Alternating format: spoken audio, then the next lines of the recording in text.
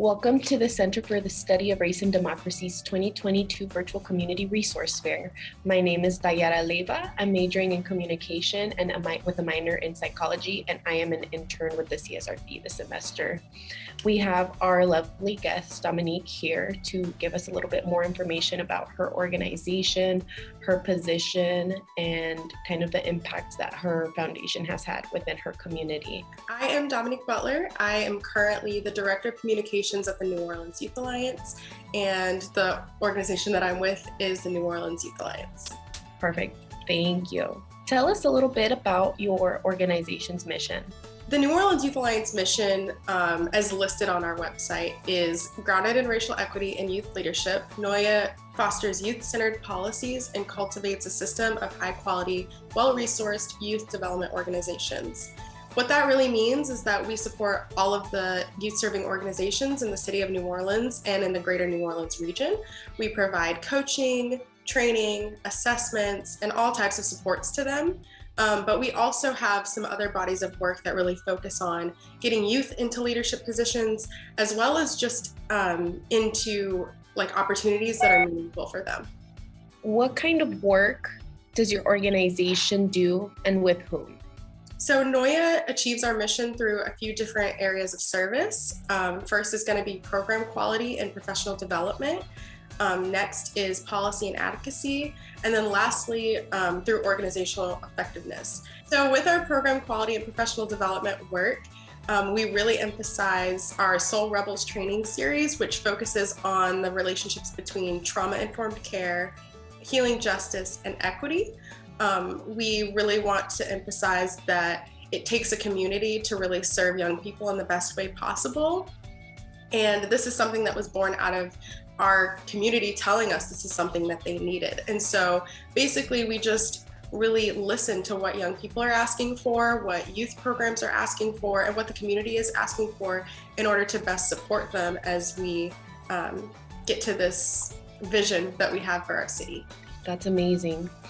How did you personally get involved with your organization? I originally started working with the New Orleans Youth Alliance as an AmeriCorps Public Ally. I was part of the inaugural class of Public Allies New Orleans back in 2018. And at the time, I was really supporting a lot of our program quality and professional development work. And then that turned into being the fellowship coordinator after my AmeriCorps term was over. And that was amazing because I just went through a similar program and was able to kind of help, build from scratch this initiative that helps young people serve on boards, serve as consultants, really understand the landscape in terms of the philanthropic world, but also some of these systems that impact our lives and how we can, improve these systems. And then after the fellowship, just recently I was promoted to the Director of Communications because I felt that I still had room to grow in some of our communications.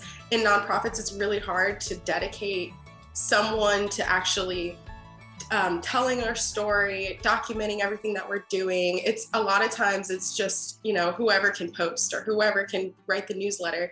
And we know that we're doing really important work and we want to be able to get the word out about it. And so we were able to, figure out a way for me to continue to work at this organization that I really love and do something a little bit different and still, support our work in a new way.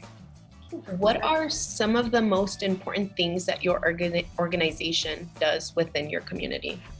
I believe that some of the most important things that we do within our community are around policy and advocacy, because before we existed, there really wasn't someone who could advocate on behalf of youth serving organizations.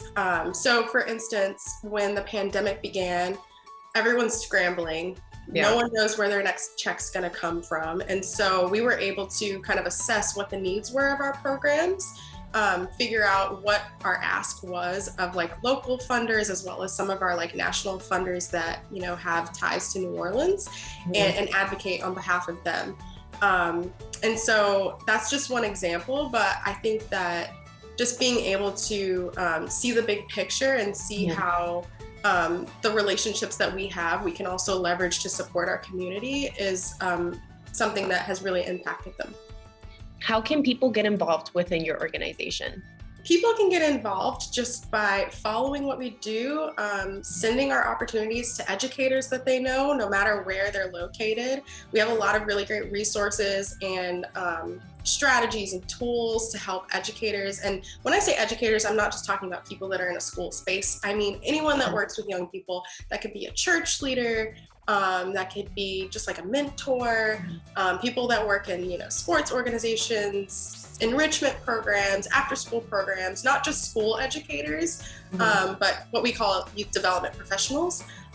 So if you know of someone, or if you are a youth development professional, we really want to just make sure that, you can be plugged into a lot of the great things that we have to offer, whether you're in New Orleans or beyond. Another way that people can get involved with our organization is through our policy platform that was recently released by the NOYA Youth Leadership Fellows. So we have had 2 cohorts of the fellowship, and in 2021 we kind of had to take a pause because we just realized it wasn't a good time to recruit another class. So instead of doing that, 2 of our past groups joined together. They did some research alongside like a policy expert, and developed this amazing policy platform that has 3 arms. The major asks are to implement more trauma-informed and like restorative justice practices in schools rather than being punitive. They're also really pushing for a universal basic income for young people in New Orleans. And then lastly, more supports around just like mental health supports in schools. And so if any of these things sound interesting to you, you can visit our website, neworleansyouthAlliance.org. There's a beautiful tab that has Rebuilding Our Village NOLA. I know it's a lot of names, but Rebuilding Our Village NOLA is the name of the platform. And just signing petitions, reading up about it, just like, if these are issues that are really important to you, we'd just love for you to sign on and support. Thank you. And then we're headed towards the last question. Tell us what the phrase delivering democracy means to you. To me, delivering democracy means bringing our collective visions into fruition. At NOYA, we really center people with lived experience whenever we're developing, implementing, and even evaluating any of the initiatives that impact them. So we just want to make sure that people are, able to participate and engage in all of these ways beyond being a token. And so to me, that's what delivering democracy means. It means that we're able to bring these visions to life. Perfect. Well, thank you so much, Dominique. The CSRD thanks you immensely.